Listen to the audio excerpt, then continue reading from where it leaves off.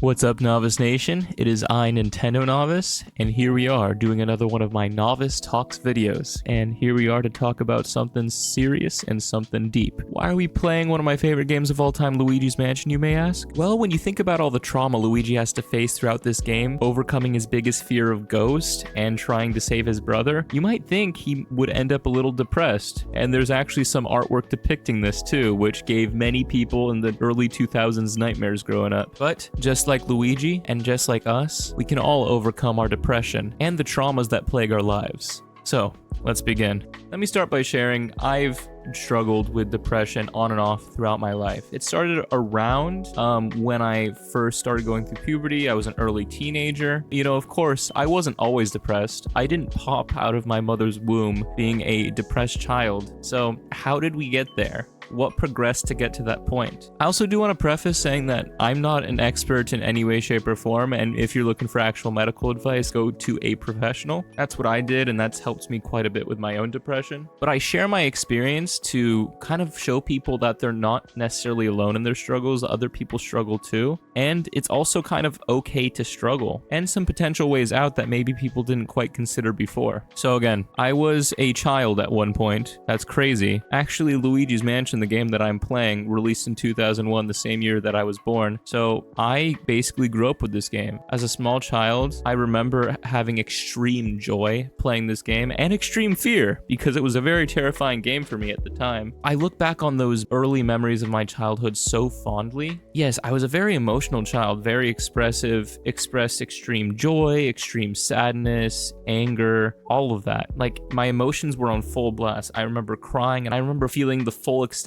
of my emotions. Just like Luigi's feeling right now after seeing that ghost, man. I'm surprised he didn't faint right there. Oh man, especially after seeing that creepy old man, dude. That's much more terrifying than the ghost right there, to be honest with you. You don't know what that guy wants to do with Luigi, but that's besides the point. And this was my life for a lot of my early years, up until when I got to around 5th or 6th grade. And a very traumatic thing happened in my life. My parents got divorced, and the marriage I previously thought was perfect in any way you could possibly split it wasn't. And I thought my parents' marriage was perfect. I thought I had a very normal family dynamic, and finding out that things weren't perfect, and evidently so because my parents were divorced and weren't living with each other anymore, it was really difficult for me to take on. And you know, as a kid, especially about to go through puberty, it was very difficult for me to figure out what to do here. I remember not knowing how to feel about the situation and feeling very numb to it. And I remember just seeing so many people in my family just like really saddened and really upset. It caused a lot of issues in my family. And as a kid, I didn't have the emotional intelligence to know how to respond. I didn't know how to respond, so instead I shut down in a way. And I thought to myself, you know, maybe I should focus on how I can just be strong for my family and not how I could just do the best. So I started taking on more responsibilities. I started really prioritizing me being the person to try to make my family feel better and be there for my family and take all of that emotional stuff on. What I didn't realize at this time is that a lot of the wide array of emotions that I experienced as a child growing up, I shut down, and I based a lot of my identity now and my personality and everything around what I thought was being the perfect person for other people, living for other people, being a people pleaser. And it was around this time that I started feeling depression for the first time. And I was really confused because I was like, man, I've never felt like this. Just feeling just completely dead inside, a lack of any sort of emotion or will, feeling like you just want to wither away and rot. It was just such a confusing thing for me. But now, you know, looking back, I have a lot more perspective on it, especially now doing therapy for a few years. Oh, another thing that's important for me to mention is around this time where I was focusing on, oh, how can I be the best person for my family? You know, my family was very religious, and so I felt like I needed to read the Bible more and get closer to God and become this perfect Christian too, because that's what a good son does. And one thing that was shared with me throughout all of this was that, from people within my church, was that video games were a distraction from God. And so the thing that I associated with a lot of joy growing up, me playing Nintendo games like Luigi's Mansion here, which I played multiple times up till that point, playthroughs of the game. Sometimes I'd take like an entire Sunday and just play through this whole game just in one sitting, and it was just so awesome to me. And so when that happened, I was like, I want to grow up, I want to mature, and I want to be good for my family because I need to, because everyone's struggling, so I shouldn't struggle. I should overcome and be the strong one and be strong for everyone in my family, and that's exactly what I need to do. So shortly before I entered high school, I was very focused on trying to put away the video games, put away all the stuff that was associated with witchcraft and things of the world and not things that are focused around God. And I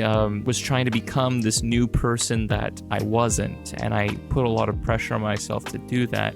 And in high school, I focused very much on just reading the Bible, trying to share my beliefs and ideas with the people around me. And I struggled very much socially, in part to that, just kind of like how Toad is struggling right here. Let's cheer him up.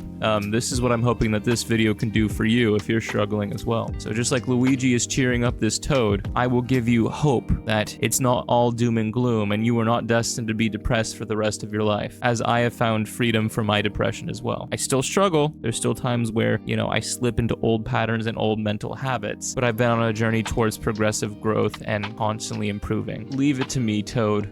Leave it to me, viewer. I got this. We're gonna save Mario and we're gonna figure out a cure for depression right here, right now. Well, not a cure, but I'm gonna share my experience and hopefully that could be helpful for you. So yeah, and then throughout all of high school, I remember I was like, oh man, I'm focusing so much on God and, I feel like I'm doing everything right. I'm being the perfect person and I'm doing all this, so why am I feeling like complete crud? I felt like crud throughout almost all of high school, and I didn't know why. I was like, I feel like, I'm doing life more right than a lot of my classmates who don't even care about morality or spirituality or anything like this. So like, why am I the one that's suffering? It didn't make any sense to me. And so, I went on this whole spiritual thing throughout high school, just trying to, there's a thing in the Bible called like the Great Commission, where it says, go and make disciples of all nations, baptizing them in the name of the Father, the Son, and the Holy Spirit. And that was the last thing that Jesus Christ said, according to the Bible, before ascending to heaven. Basically the last task that he has for all of humanity before he comes back in the second coming.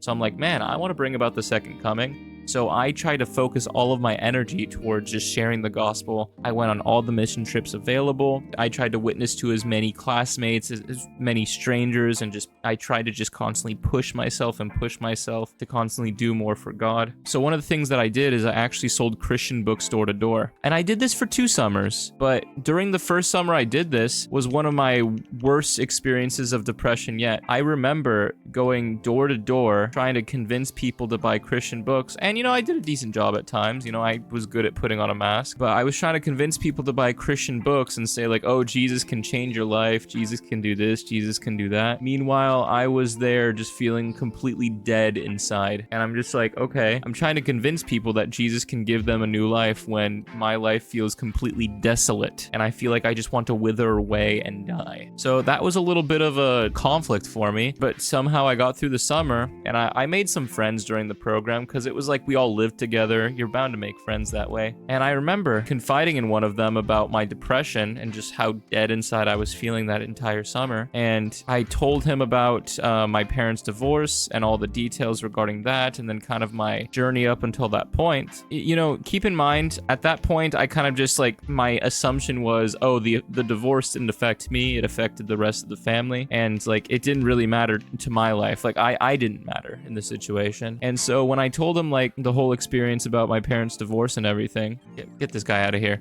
Stop dropping your trash all over the place. You're the reason why the world sucks. But yeah, I confided in him. As soon as I shared with him my whole story, the first thing he did was look at me and just say, man, yeah, that sounds like a surefire formula for depression. And I don't know why, but in that moment, it just absolutely clicked in my brain that, dang, yeah, this had a big emotional toll on me that I didn't previously consider. It clicked like nothing had clicked before, that I'm just like, wait, man, there's a lot of just unprocessed feelings here and trauma here inside of myself that I'm just like, man, I've never even sought to try to explore. Have I tried to actually connect with myself, see what I'm feeling, like actually look at myself as a human instead of a robot that just needs to evangelize people? Because that's what I was doing up until that point. I was kind of treating myself like a god robot and trying to be a god god robot when that's not what I was. And this was towards the end of that summer. So this was summer of 2018. And so what I did when I got back from that summer program before my senior year of high school started was I went and I talked with both my mom and my dad to get closure over everything that happened in the divorce, asked them all the questions that I had that I didn't previously think were important. I remember I sat with myself in my emotions, just feeling like all the pain that I was suppressing for so long. And it was just so overwhelming to me, but it felt good to get it out. Like I was crying, like I hadn't cried in so long, like genuinely cried. And I remember just absolutely sobbing. Oh, whoa, I didn't mean to suck him up already. Geez, he really wants to get in my vacuum. I see how it is. All right. He just really wanted to get in my vacuum for some reason, but I really just want to get the golden mouse. Where's the golden mouse? There you are. Now I get an emerald. Let's go. Pokemon reference. When I sought closure from my parents and I actually took the time to think and feel through all of the trauma that I had from my parents' divorce, like of how it went from being one way in my life to just being so different all at once, I actually started to feel genuine joy again. And I remember just feeling just this childlike spirit come back to me of just joy and fullness of my feelings and emotions. It was so awesome to experience that. Oh, and here's another weird thing that happened. I remember like me trying to pray at night before my senior year and then just thinking to myself, man, I don't feel like praying. This religion and this spirituality that I felt like I had, it wasn't really true to me. Like it wasn't real. It was all fabricated. And so I went through this weird phase my senior year of high school where I kind of just like gave up on God, but it was also the happiest I had been in a very long time. I focused my senior year on just purely enjoying it with my friends, being just fully myself, just being present in the moment, experiencing life with people, and I just felt so present again, and I felt like I was fully myself, and that was just like a feeling like none other. My senior class trip, all of that was so much freaking fun. I absolutely adored it, and I loved it so much. And now we're gonna fight a baby, but something still didn't feel quite right to me, because I felt like I had spent all that time with spirituality and God and everything like that, and to just give it up all at once, it's kind of weird. Like I got baptized, I grew up in the church, I learned so much about the Bible, and there was a sense of genuine connection I did have to the Bible and certain ideas in it, like unconditional love and things like that, that it felt weird to just completely give everything up.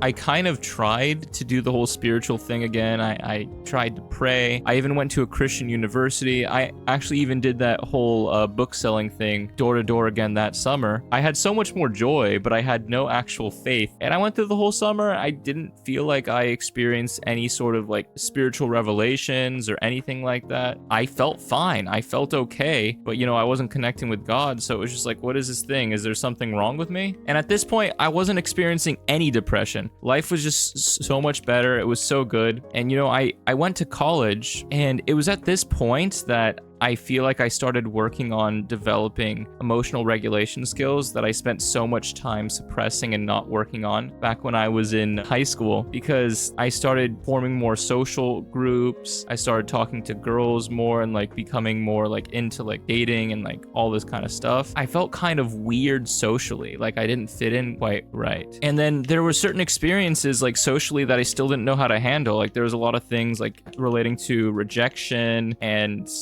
relationships that I didn't understand, and it was very confusing for me. So it was very difficult. That paired with the stress of college, and then me not even knowing that if the major I was doing was what I wanted to do, because I did social work. And the reason I majored in social work was because I developed this strong interest in helping people and being like this helper role and trying to make sure people are okay. In a way, I was almost pursuing something that was rooted in my trauma that I developed from my parents' divorce that I still had residuals of. So it felt like, man, you know, I want to dedicate my life to making everyone else feel good and being the best person for other people, and I have to conform to this, to that. I will become your personal Ditto from Pokemon to make your life better. When in reality, like, you can't really fix someone, you can't change someone, you can't be the magic cure for someone else. I've learned over all my experience that people have to change themselves, people have to go through these struggles on their own, and it's a revelation that I've had to experience experience myself. But it was at this time that I did find some really good friends that saw me for who I was, that were willing to emotionally accept that I had my struggles and there were certain things that I was working through, and they accepted me for who I was. And I was very appreciative of that. And they also helped inspire me to bring back my YouTube channel, which I had previously given up in junior high because my church told me that I shouldn't be playing video games if I'm a Christian. So I started doing that again, and that was where this channel was born. And then of course COVID happened and all this crazy stuff, and it was like this big weird emotional time for me where I got depressed and I was confused. Do I still want to pursue social work? Do I want to do college? Is this really where I see my life headed? And there was all these things, and I had so much fun doing the YouTube channel, and I'm like, I want a career out of this. This is great. You know, that was when I actually found myself pretty depressed again during COVID. I would say I did have certain times when I was up at college when, you know, I was experiencing social things, not knowing how to process rejection with girls, and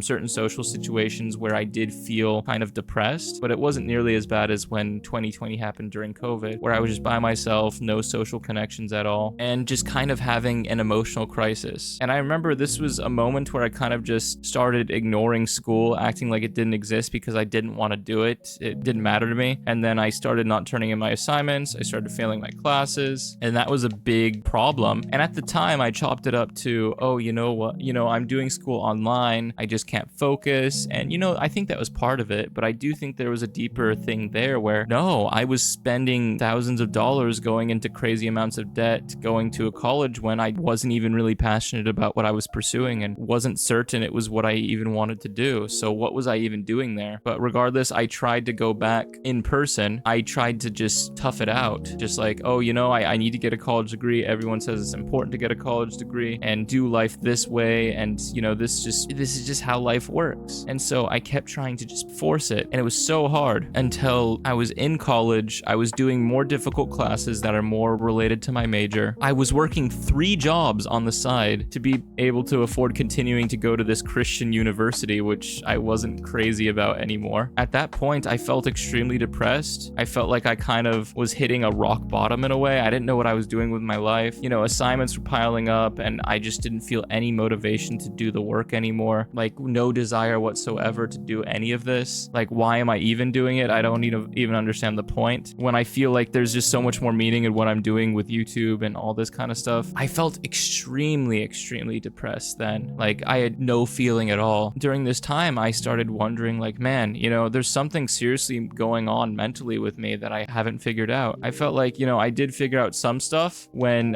you know, I processed my parents' divorce and I got closure with them, but there's just still something here. There's some residuals here that I haven't figured out that I still need to work towards. And I very clearly have no motivation for school. So I made the very controversial decision. I dropped out. I showed up at my mom's door unannounced, pledging to her I'm going to work hard, I'm going to pay rent, and I'm going to try to make this YouTube channel thing work out. And not only that, oh my gosh, I want to avoid the poison mushroom. I also want to get therapy because there's something seriously emotionally going on with me, and I want to develop a better understanding of it. And the rest is history, really. I started going to therapy and I've grown a lot over this time. There's still so many struggles that I've gone through over the past couple years that if I hadn't gone to therapy and gotten the introspection that I do now, would have been so much more difficult had I not gotten that. And I've talked about many ideas with my therapist and different ways of emotional regulation and even ways of connecting with yourself and trying to better figure out who you are, what you want, and all these different ideas when it was just so confusing to me before. But I just feel like I'm in so much better of a place right now and I'm so much more comfortable with my life. Like I said, there's been tons of struggles this past year, and if you've seen the videos on my YouTube channel at all, you know, with all the moving situations, me having concerns about being homeless, my difficult finances, that life has not been the most easy for me. To be fair, it could be way worse, but this is just something that emotionally just I hadn't gone through in my life up to this point, and I think I've done relatively pretty well being able to manage my emotions and get through it. Not push through it, but process it, work through it, step by step, moment by moment. And I'm at a place right now where I'm better than I ever have been. I've been constantly progressing and I've been constantly getting better. And it's just been so awesome to see these cycles of trauma that I would previously fall victim to so much, to see myself being able to overcome those much easier now, being able to identify the patterns. Oh, this person wants me to do this, therefore I'm going to drop everything and I'm going to help them out because that's what I need to do, rather than, oh no, this person can handle it. Like I don't need to be involved at all. Like what am I going to do? You know, I'm not going to be codependent and just kind of, am I just going to go and indulge them in their own mental illness or mental struggle? You know, the best thing that I could do is give them a little bit of advice, maybe a little bit of moral support, but not get emotionally sucked in where their feelings become my feelings and I start getting all sad and depressed because my friend or this person or that person is struggling and is sad and depressed too. So I've learned how to segment my emotions from the emotions of others, where I could regulate myself and be in control of myself and not allow myself to be sucked into another person's emotional funk. I'm not completely there, but I've gotten so much better than I used to. But back to the topic of specifically depression. One of the biggest things that I've learned from my therapist over the past few years is that depression comes down to one general idea. Depression is a suppression of emotion. Like I said, I'm not a professional, but this has been true in my life, and I'm sure it can apply to many other people's lives too. People may be watching this video right now. They may be confused why they're depressed. They may be confused at all of this, but more often than not, there's an emotional condition going on with you that you're not fully present with and you're not aware of, that you need to start paying attention to. You might not know what it is. It might be just very frustrating for you to just wrestle with this. It takes time. You got to be patient with yourself, but it does get better and you start getting more clarity the more time you spend with yourself. You know, and there's certain aha moments like I had when I figured out, man, I really didn't process the trauma of my parents' divorce. And then other aha moments when I just, you know, dropped out of college and I started working on my YouTube channel, and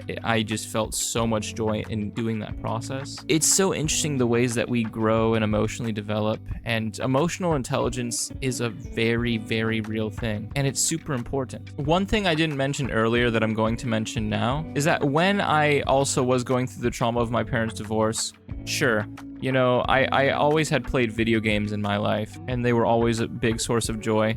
But that was also around the time I started getting exposed to social media and more stimulation, more addicting games on my phone. And this isn't me demonizing games or social media, even though there's a lot of research to show a lot of negative effects of this kind of stuff. What I'm mostly concerned with is the relationship. So I feel when my parents got divorced, I would watch YouTube videos or be texting people or be looking at Instagram and people's Instagram posts and different things like that as a way of escaping the difficult emotions that I was experiencing. I don't think these things cause any of these mental health illnesses, but I think they deliver a lot of dopaminergic activities, which stimulates our pleasure center in the brain. And so we think we are solving things in our lives by going to these things when we're dealing with something very emotionally difficult, when it's not actually solving them. So it makes it easy for us to go through difficult situations in our lives without processing them, and then we kind of have all this emotional gunk buildup inside of ourselves that we never took care of. I think it's so much easier now for people to have mental health problems because they haven't done the necessary steps to overcome them. And so that's my personal idea on why people just seem to be struggling with their mental health so much more now, because they just simply do not have emotional regulation skills. They never took the time to develop them, and they continue to emotionally stunt themselves by going to these pleasurable activities instead of sitting with these difficult emotions. I don't want to demonize them and say like maybe these things can't be helpful in these processes, because I think sometimes they can. I think sometimes the trauma that we're dealing with is so difficult, it's very hard to deal with it all at once. And sometimes a video game, sometimes a de-stressor is really what we need, but we got to be really careful because it's a fine line. You got to make sure like you're not avoiding. And so I think that also contributed to my struggle, my relationship to social media and video games, and what these things eventually became to me. Not what they are necessarily, because they can be very fun, very great things when you have a proper relationship with them. What I should talk about now is,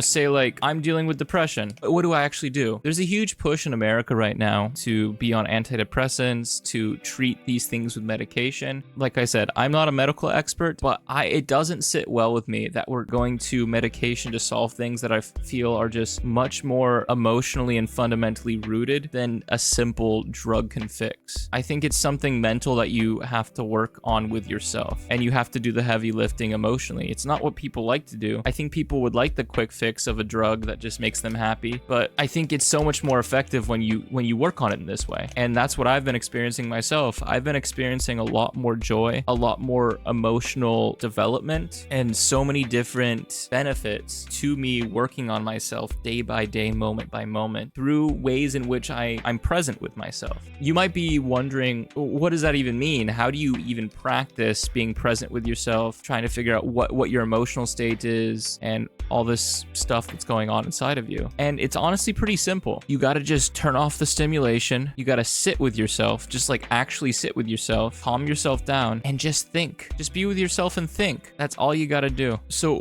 what activities can you do to sit with yourself and do that? I would say anything that clears your head, anything that relaxes you, do that. For many people, this looks like meditation, but meditation is a very loose term. Meditation could be a lot of things. It can be just sitting with your eyes closed, breathing in slowly, breathing out slowly, and just letting your thoughts drift and being present with yourself in that way. It could mean exercising outside. It could even mean what I'm doing right now. I'm playing Luigi's Mansion and I'm talking through my thoughts with you, therefore getting better clarity over them and myself, and becoming much more aware of what is going on inside of my head. Let me ask you, when you're scrolling mindlessly on TikTok, at any point are you actually actively thinking, or is everything in your brain just loosely being fed to you through a screen? When I scroll mindlessly through TikTok, or when I'm playing a game mindlessly or doing something mindlessly, it's like this hypnotic state where I just don't even feel like myself anymore. I don't feel like I have my own independent thoughts. I don't feel like I am actively engaging with myself. I feel like I go on autopilot. Something good to practice is not doing that. Spending more time when you are present with yourself and you're getting to know yourself. So it could be reading a book. It could be exercising. It could be playing a video game. It could actually be almost anything. As long as it's relaxing to you and it allows you to start actively thinking and engaging with yourself, that's what you need to be working on. I've kind of bounced around doing a few things.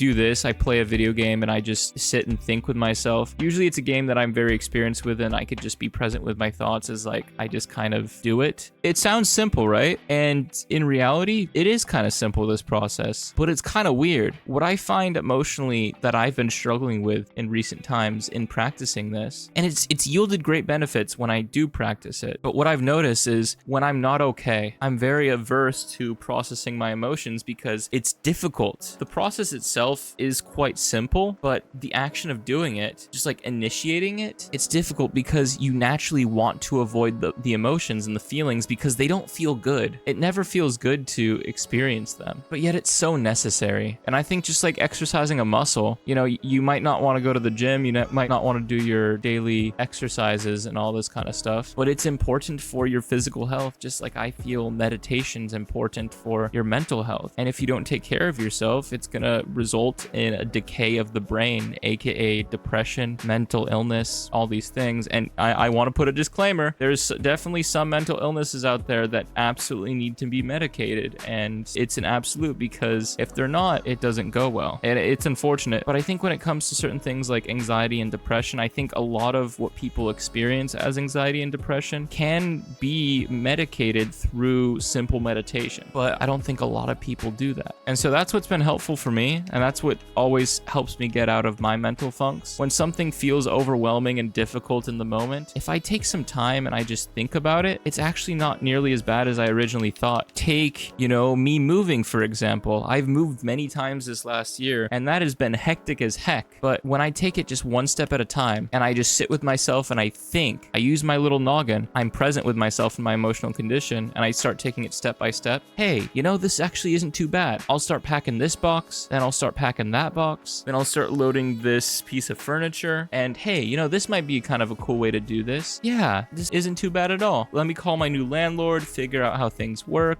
and just take it one step at a time time playing it by ear and just being comfortable and present with the moment. A lot of these demons that we have in our lives are subconsciously created by ourselves. It's quite literally all in your head, and it's crazy. It's very real. Don't get me wrong. I'm not trying to say like, oh, you're crazy, it's all in your head. No, it's actually in your head, and you need to clean it like you cut your toenails or fingernails. Like it should be like a mental hygiene thing. You know, people in the past, this was much more easy and natural for them to do, but it's something that people have to be much more active in practicing now, just because it's so easy to just go on social media or just, you know, just distract yourself from whatever it is. If you somehow stumbled upon my video and you somehow watched up until this point of the video, and you're at a place in your life where you feel very hopeless, you feel depressed, you're confused, and you feel just lost, take some time with yourself. Be kind to yourself, be patient with yourself, take time, get to know yourself, process these feelings, try to figure out what's true and what's not true. And this can actually give you a lot of insight into the people around you too. Like, what emotions are they giving to you? What are you feeling from that person? Do you feel safe with that person? Do you feel unsafe? Why are you feeling unsafe with your family member or your friend? This process can help with all of that. It can help with your relationships. It could help with figuring out certain unhealthy dynamics you have with certain friends. You taking the time to get to know yourself and sit with yourself and your emotions can give you so much more insight into life than a lot of experts could ever give you, which is, it's insane. It's crazy the kind of superpower this is. Many times I'm still so averse to it because I don't want to accept certain realities about my life and my relationships with other people and different things. Like, I don't want to have to face them. But when I do, it's like a giant weight lifted off my shoulder, and I feel so much more present and free again. Like, hey, this person hates me. Hey, you know what? That's okay. I'm gonna have fun and I'm gonna play some video games. And I'm just like, I can be okay with someone not liking me or someone hating me. I can be okay with something not going my way. I could be okay with a little bit of adversity, or someone said something mean to me, someone tried to attack me, or whatever struggle's going on in my life. I actually have the power to let myself be okay. And that's just so liberating, dude. So this journey has been a great one. Always growing, always getting better with time. You know what prompted me to make this video was, I have a friend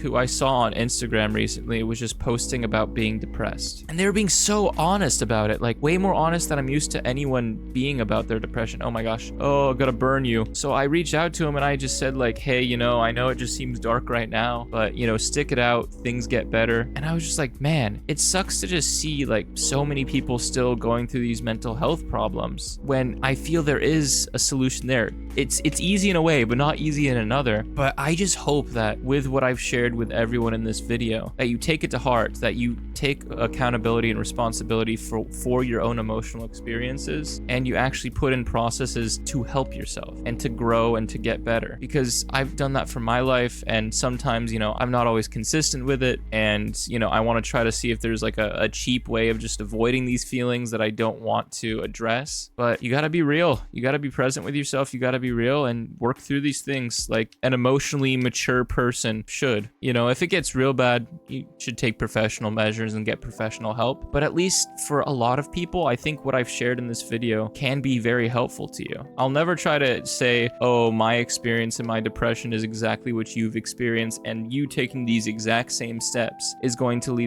to the exact same outcomes that I've experienced in my life. No, I'll never say that, but I care about people, I care about you, and I feel like it is valuable to share what I experience, and for my own community too, because I care about you guys, and by me being vulnerable and sharing about my experience, I feel like I can make an impact. I think mental health is something that people should talk about more and should be more openly discussed. It is more than it was in the past, but still, people are very averse to it from certain, you know, prejudices or stigmas that there is to mental health. And, you know, oh, guys don't experience emotions, like just act like you don't feel anything, or just whatever it is. There's a lot of stigma around it still, and it's difficult to be vulnerable about your emotions, because what if people don't accept you? What if people say like, oh, your experiences aren't valid, or they reject who you really are and what you're truly feeling and experiencing, and they completely invalidate it? That's such a hard thing to experience. So it's very brave. Oh, look at me, I'm being Mr. Courageous here. Yeah, but no, I'm being very brave to share this stuff with you guys. I think it's very valuable stuff. stuff. Just like how Luigi's being brave, you know, in this game because he loves his brother. I could say that. Let love be a guiding motivator for you. I think that's the best motivator there is, because the more that you grow apart from this emotionless, feelingless husk of yourself, the more you grow in love and you could focus on the beautiful things of life. Yeah, maybe people didn't treat you the best. Maybe there's a lot of trauma that you're experiencing, and what happened in your life isn't okay and it shouldn't happen, but you can still rise above it, and you can be that person of love for someone else that wasn't there for you. And I think that's just such a cool thing. So Luigi in this game is using love as a motivator to overcome his fears and his traumas. Because he loves his brother so much, he's willing to go through this difficult experience for his sake and rise above this challenge. So I just challenge all of you. But I can't stress how important this is, because when you live in your trauma and like you don't process your emotions, you allow yourself to live a shell of the life that you can be living, that could be so much more full of joy and happiness and all this stuff. You could be experiencing all of that stuff if you just take the time to heal. It's so important. We're getting closer to the boss of the second area here. First, we're gonna fight someone who suppresses his emotions through eating a bunch of food, aka Mr. Lug. Look at this disgusting specimen, still stuffing his face with cake. I think his description in the game was he died because he ate too much. That's so sad. Just stop eating, bro. But that's also another lesson that you could draw from Luigi's Mansion. You can see like how all these ghosts, like they have some sort of, they're dissatisfied with something about the way that they died or the way that their lives went. So they're stuck in this afterlife with unfinished business, right? Because they haven't properly gotten the closure that they need.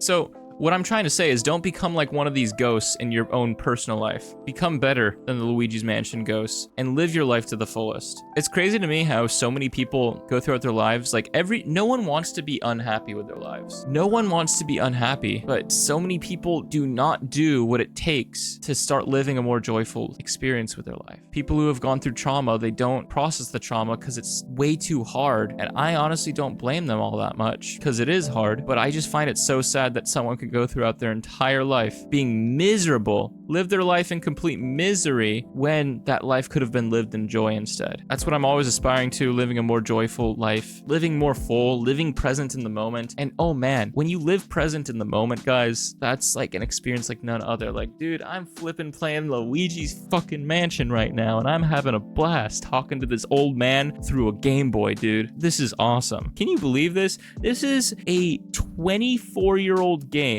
It's 23 getting to 24-year-old game, and I still can find so much joy in just playing this thing over again. Ooh, I could water this plant. Look at that little nub growing. Hey, is that Mr. Butternub? Am I watering Mr. Butternub right now? Shout out to Mr. Butternub on YouTube. I'm buttering his nub. You see why I'm as weird as I am? It's because I played games like this growing up. This is why I'm a weird dude. I think about this whole YouTube journey, and it's something that I really enjoy and I want to do for the rest of my life if possible, because I find it really fun. Sometimes I don't let myself have fun with it. So we're about to fight the final boss of the second area. Oh my gosh, Bony Boy, get in here. But genuinely, guys, I want to make it big on YouTube. Well, I don't care about making it big per se, but I'd like to continue doing this for the rest of my life and be able to be financially able to keep doing this for the rest of my life, because I find a lot of joy in it. And part of me doing that is making content that's fun for me. Like, this video is fun for me, and maybe it'll be successful. Maybe a lot of people watch it. Maybe a lot of people won't, but at least I'm having a flippin' good time. And here, my friends,